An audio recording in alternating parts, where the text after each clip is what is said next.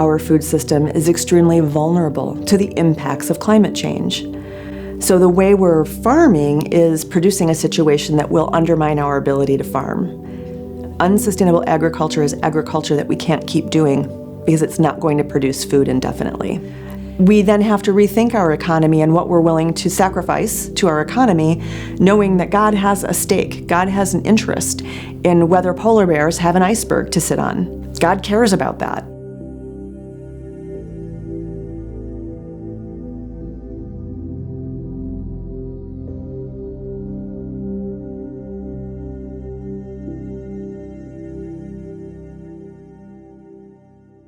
So my inspiration for this book actually goes back almost 30 years. At that time, I became pregnant with my first child during my third year of medical school. I was a medical student at University of Illinois at Chicago on the near west side. And the wisdom at that time, and it was a new wisdom, was that women who are pregnant should take a little tiny tablet of folic acid every day during their pregnancy to assure that the neural tube of the infant would close fully. Because I was a medical student, I knew that neural tube closure happened by 28 days of pregnancy. And the tiny little amount of folic acid that was required to create that change is about a tenth of a tablet of ibuprofen spread out over that 28 days. It's a tiny, tiny little amount. I had been a student and working on Chicago's Near West Side for quite a while, and I didn't have my own car. I was reliant upon public transportation. So I did a lot of my grocery shopping in that neighborhood. And when I got back to Oak Park, which is where I lived, I chose the grocery store that was on the public transportation line. So I knew what sorts of food were available in that neighborhood. And I knew how hard it was to find fresh produce and high-quality foods. I know there was an abundance of over-processed foods, and a lot of the produce looked like it was ready for the compost pile. And given that this teeny tiny little amount of folic acid made a difference that you could see with your eyes in a child's development, I couldn't help but wonder how more subtle micronutrient deficiencies were impacting neural development and other development of children in that neighborhood that I was working in, whose families were reliant on public aid, food stamps, and the like. And this was during a time in the late 80s, early 90s of welfare reform and a lot of conversation about stereotypical welfare queens, how we need to get people off the public dime, people really not wanting to invest in WIC and feeling that people need to pull themselves up by their bootstraps. And I was, really immersed in sort of a ghetto, inner city, urban environment. And I just couldn't understand how we expected people who had been undernourished from the beginning and had gone to inadequate schools and lived in violent neighborhoods to suddenly be able to pull themselves up by their bootstraps. And furthermore, the religious voices that were getting pressed at the time were more concerned with providing prayer in schools than providing lunches. And this was at odds with everything I understood from reading scripture. There was a disconnect that I couldn't understand, and it seemed to me that every social structure speaks a theology. It speaks a worldview, and it speaks a set of values. And I was not convinced that we had really given that dimension of our social structures enough thought. So we can put a pin in that and sort of tuck that away, but the whole time I was working as a physician and training as a physician, I was seeing various and sundry ways in which environmental destruction and social inequities were impacting the bodies of my patients, and I was very concerned about that. By the early part of the 21st century, I realized this was even the case not just among my public sector clients or patients who were reliant on public aid and public sources of health care, but also among my more affluent patients, that they were also feeling some stresses due to social structures. And it was showing up in depression and anxiety and mood disorders that they had a hard time really tackling. So I went back to school to study sustainability and and religion and worldview, and to try to understand what's at the bottom of this and what's going on here. And the more I studied, the more I realized that our food system that I was really concerned about 30 years ago is currently responsible for about 35% of greenhouse gas emissions. It's a problem. And furthermore, our food system is extremely vulnerable to the impacts of climate change. So the way we're farming is producing a situation that will undermine our ability to farm. And that unsustainable food is just that. Unsustainable agriculture is agriculture that we can't keep doing because it's not going to produce food indefinitely. And that became extremely concerning to me. Political theology was, for me, the right tool at the right time. It digs in precisely to the intersection of theological concepts and secular politics and the ways in which they bleed into one another.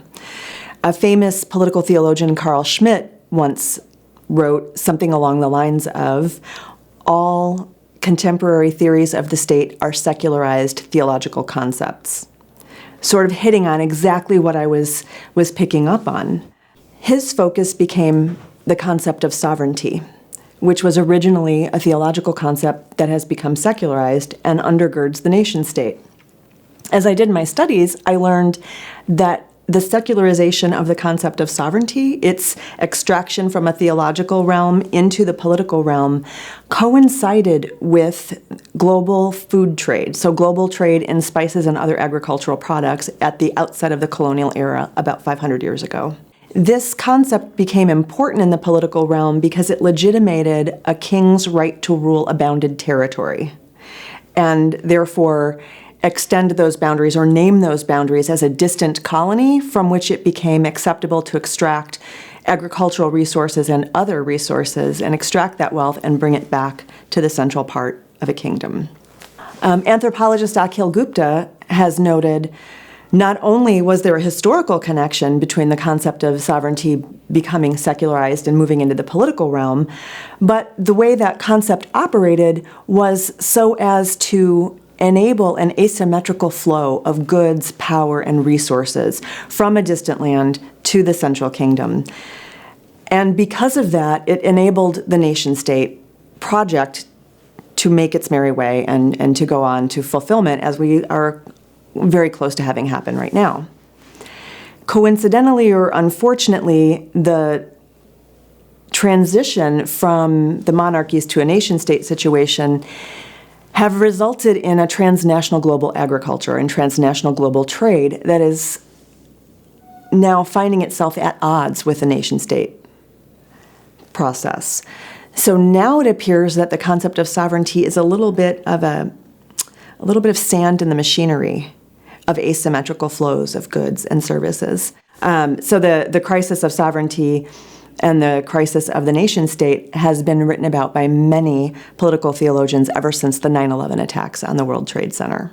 As if all of this weren't enough to compel a little bit of a study into sovereignty and food politics, the most potent challenger to agribusiness as usual is the food sovereignty movement, which is a movement of peasant farmers in developing nations and even here in the United States that is now global in its reach. And their use of the word sovereignty to promote something that is almost anti-sovereign in the way that it operates was compelling to me. I really wanted to understand more about how that concept was operating right now in food politics.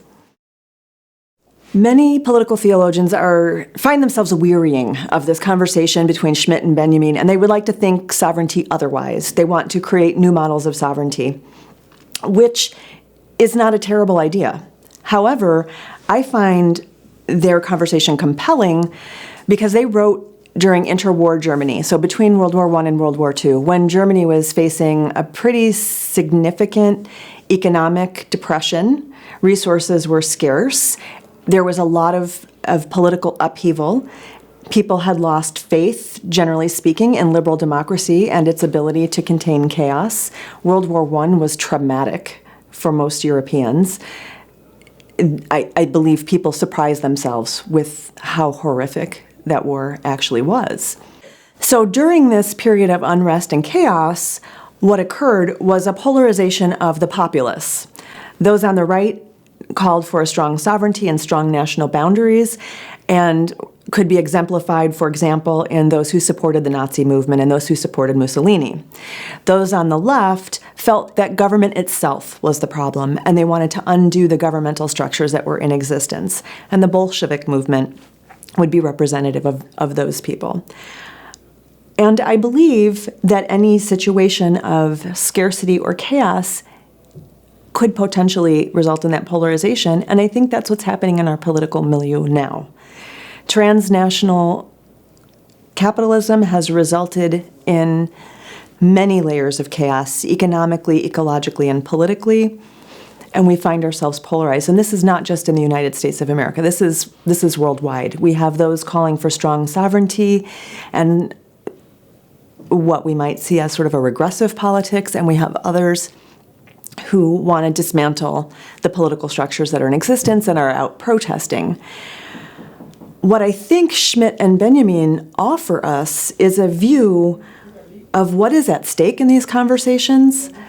And because Schmitt eventually became a Nazi, and because Benjamin supported the Bolshevik Revolution, we would have to at least imagine that neither polarity offers us a viable alternative for resolving this chaos and conflict that we currently find ourselves in.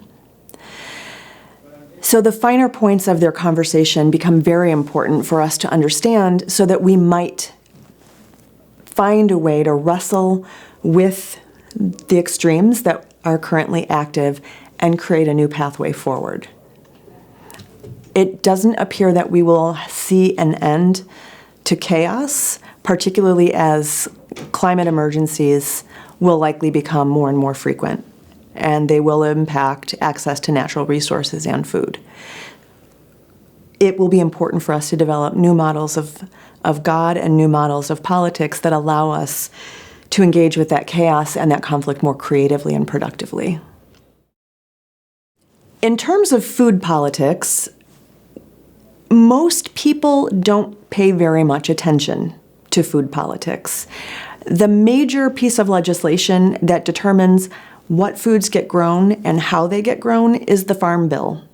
The major piece of legislation that determines how much of our resources are allocated to assuring that the poor and disenfranchised get a decent meal is the Farm Bill. And most people don't know what it contains and don't understand the significance of it, or how it could be altered in different ways that could better assure ongoing access to food over time. So that would be one example of the general populace being a little bit civically disengaged and relying upon a leader to take care of us, relying upon leaders to make good decisions on our behalf, which is akin to relying on a strong sovereign to take care of everything for us. And I would suggest that that is not a viable model of moving into the future. Engaging Karl Barth does several things for me. It keeps me faithful to my own sort of traditional origins and my own reading of Scripture that is very rooted in a traditional understanding. It allows me to critique the concept of sovereignty as a political concept from within the context of theology, which I believe is a very important position to take. And Karl Barth was a contemporary of Carl Schmitt, who, much like Carl Schmitt, shared shock and horror at the inability of political structures to prevent World War I from occurring. Like Carl Schmitt, endorsed a strong sovereignty and a very traditional model of God, but takes it in a completely different direction. So I think as a contemporary of Schmitt, he shows us that there is more than one potential political outcome of endorsing a strong sovereignty. So in terms of Karl Barth's strong sovereignty, he would suggest that the sovereignty of God could never be transferred to a human figure, and that to do so is idolatrous. To expect either Obama or Trump to behave in a messianic fashion or a godlike fashion and fix all of our problems is idolatrous. He would say that there is a utility of the state, but it is of limited utility and must always be subject to critique from within a theological context that views a God as being in relation with all of creation and all of humanity. And along with his commitment to a traditional model of God and a strongly sovereign God, he also resituates the situation for humanity. He resituates the relationships of human and God as not being of exclusive importance to God. In other words, Karl Barth thought the concept that God may be invested in the non-human world, maybe even more so than invested in the human world, was quite edifying and humbling, which opens up avenues to concern ourselves with environmental destruction, not just for the reasons that it impacts our own well-being, but also for the reasons that the non-human world is of ultimate concern to God. It matters. It's not just about us. We then have to rethink our economy and what we're willing to sacrifice to our economy, knowing that God has a stake. God has an interest in whether polar bears have an iceberg to sit on. God cares about that. I think that opens up some really robust room for people of faith who embrace a sovereign God to also find themselves in alliance with people who maybe are more secularized and concerned about the environment. And I'm very interested in building coalitions across ideologies because I think we share more in common and we have more common investment in our welfare than we are inclined to think. What Katherine Keller adds to the conversation with Karl Barth is manyfold. For one thing, she is a little critical of Karl Barth's strong sovereignty of God from within Karl Barth's own reasoning. Karl Barth viewed the relationship between God and man as one of a relational analogy, and Katherine Keller notes that since we are inclined to behave in a fashion that mimics or resonates with our image of God, we might want to rethink the images of God that we hold, so that we don't view ourselves as top-down unilateral actors capable of assuring security, but we keep in mind that we are relational creatures through and through, and that vulnerability is part of our condition.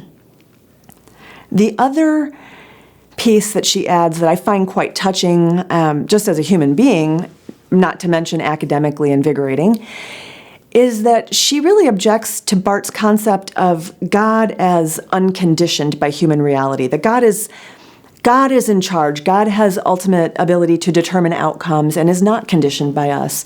She sees God as being impacted by us. God is affected by what we do. I find that personally touching and academically invigorating to imagine that there is a God who is so moved and affected by a polar bear unable to find an iceberg that should I devote my life to that, that will be of religious significance, that will be spiritually significant. It calls to my mind the idea that I would not want God to weep on my account. I would want to live in a way that protects as much as possible others, other non-humans, other humans. I find that really quite a compelling concept. She also adds to this her theology of becoming. In that theology, she envisions creation, the originary creation, not as a creatio ex nihilo, creation out of nothing, but as a creation out of a pre-existent chaos. She is one of the few political theologians who, instead of looking at the messianic future and a salvation figure, brings us right back around to a beginning, and a beginning in chaos, and a beginning again and again in chaos. And as I've already said, I think in the context of climate change, we are likely to see ongoing, unfolding chaos. And to be able to source new beginnings from that chaos seems to me a powerful personal and political approach to what we will face collectively. Both Bart and Keller recognize, to some degree, Keller more than Bart, that the things that unfold politically or in social structures are not entirely a result of divine will. that such things as sin exist and people make mistakes. What this means then, and what this opens up for us then, is the notion that our social structures, no matter how inevitable they may appear to be, or no matter how certain voices in the media may want to portray our social structures as just, they are the result of human decisions, and we have continual opportunities to make other decisions. So, for example, the fact that we have extreme income inequality and that there are people who don't have access to fresh, healthy food is not a matter of divine will. Those people are not being punished. The prosperity gospel, in other words, is false. God is not rewarding Jeff Bezos. Jeff Bezos is benefiting from a social structure that is the result itself of numerous decisions that could be made otherwise. And inviting us into this space where we can begin to claim some responsibility for ourselves and for one another and decide otherwise is what I'm hoping this book will do. The food sovereignty movement began in Latin America. It was a peasant farmer movement.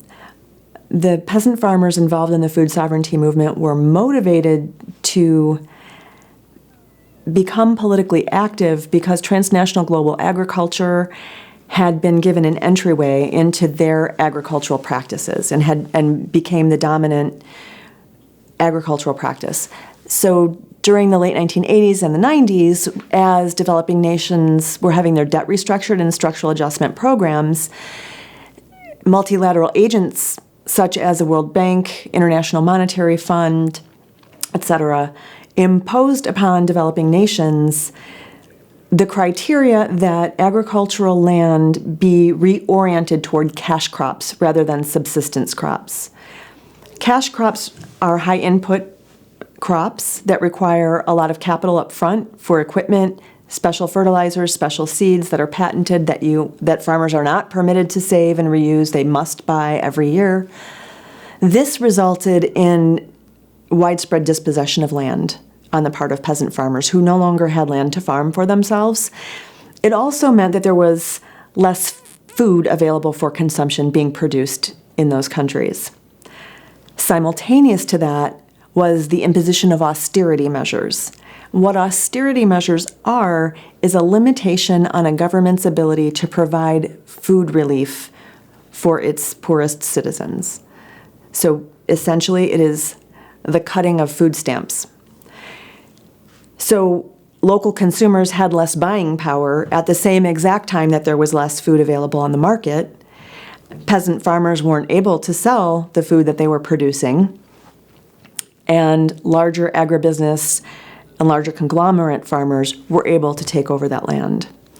The peasant farmers have organized themselves around what they would call a rallying cry of national sovereignty, the desire for the sovereignty of their developing nations to be respected, and the belief that farmers have a right to farm in a way that they feel is culturally acceptable and optimal for them. They have a right to farm in a way that is good for the land, and they have a right to farm and produce culturally relevant foods that retain values that are long held and traditional in those areas. So the approach of the food sovereignty movement, despite their rallying cry around national sovereignty, is super anti-sovereign. It is radically democratic. It basically amounts to a meeting of the mind among a variety of food producers and farmers. There's a lot of farmer-to-farmer training. There are in situ experiments on what will grow land in the best possible way. None of which sounds remarkable until you recognize that a fair number of food producers worldwide are women. And women's voices are at the table. Nobody who farms or eats is left out of those conversations. There is no sovereign figure who says this is what we'll all do. These are decisions that come from the people involved who are stakeholders in their local agriculture. So despite the claim to sovereignty, there is no sovereign, as Carl Schmitt would understand it. Sort of political theology adjacent is the notion that, as I said earlier, the non-human world is also of ultimate value and ultimate concern, so we have to take care of it. And farmers, for example, Wendell Berry is the most famous example, but other organic farmers feel very invested in ensuring the welfare of their soil, which any soil biologist will tell you is a living system. It is not a dead, inert system. It is a rich and robust living system. Wendell Berry is a great example of someone whose theological convictions appear in his approach to agriculture, very much so. Other instances of something along the lines of the political theology I have in mind would be things such as the Jewish vegan movement, and there are Christian vegan movements. I'm more familiar with the Jewish movement of Shamayim. They really work to promote veganism as an ethical Jewish response to an unjust and very destructive food system.